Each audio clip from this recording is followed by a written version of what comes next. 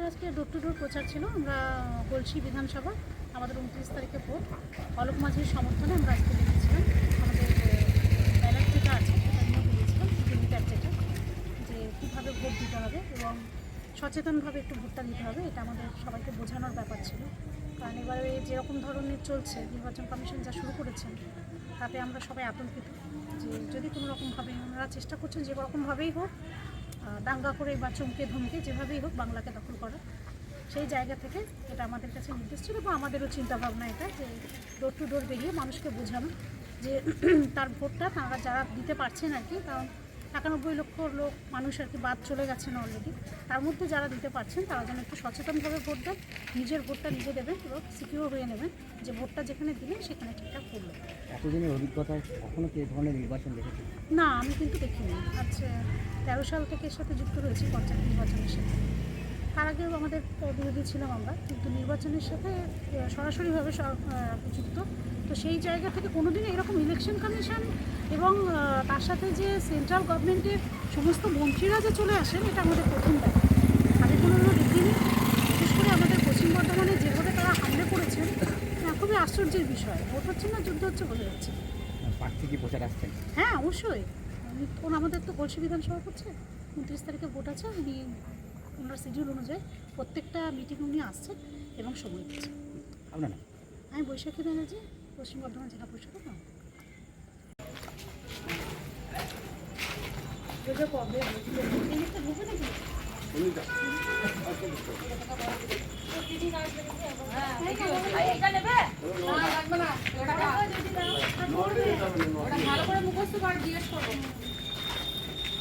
পরীক্ষা নেবেন?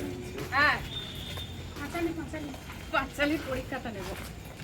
পুরো ভালো করে ডেট ফেট কালেক্ট হয়ে গেছে।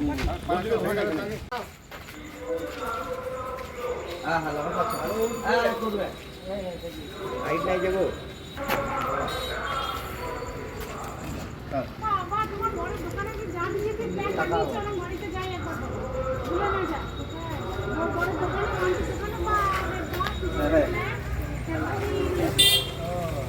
তাহলে লাগিয়ে দিয়ে গেছে।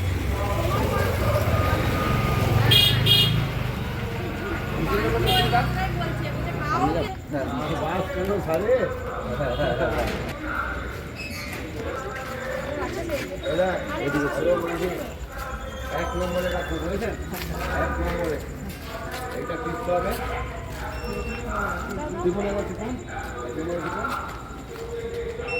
আলহামদুলিল্লাহ দুইটা তখন পুরো একটা আরেকবার টিফুন 1 নম্বরে ভর্তি থাকবে। কিসের বাজে?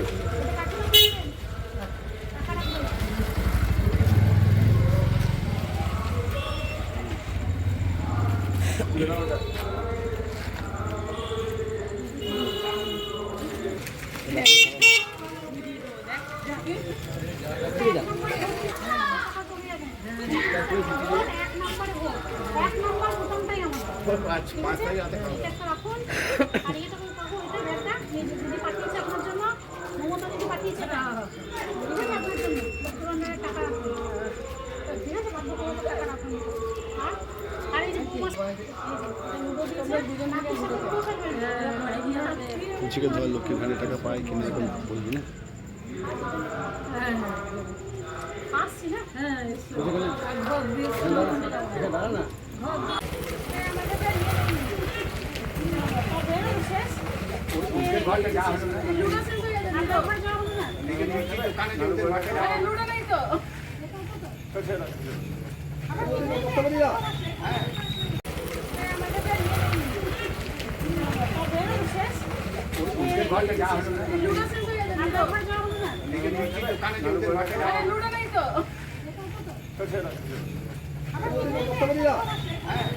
এনারা এসেছিলেন আপনাদের বাড়ি? এনারা ওই কোথায় ভোট দেব সেই কারণে এখানে এসেছিলেন। মানে ইভিএমটা কি বোঝানোর জন্য? হ্যাঁ হ্যাঁ, ওনারা ইভিএমটা বোঝানোর জন্য এই বৌদিরা সবাই এসেছিলেন আমাদের এখানে।